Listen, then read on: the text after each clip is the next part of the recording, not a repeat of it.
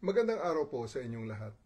Una po sa lahat, maraming salamat sa aking mga taga-suporta. Ramdam ko ang inyong pagmamahal at tiwala.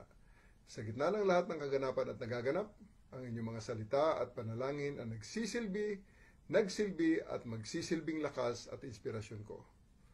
Ikalawa, salamat din sa mga naawa sa akin. Ngunit hinihiling ko sa inyo, huwag niyo akong kaawaan.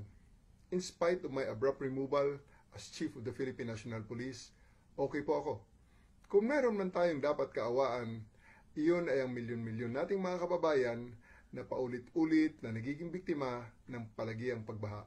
Sila ang tunay na nangangailangan ng tulong at kalinga sa panahon ngayon, sapagkat hindi naman sila ang dapat laging nagdudusa at naghihirap tuwing tagulan. Ikatlo, inuulit ko na wala akong sama ng loob sa ating Pangulo. Nauunawaan ko na kailangan niyang gumawa ng mga mabibigat na desisyon at ang pagkaalis ko bilang Chief of the Philippine National Police ay isa lamang sa mga ito.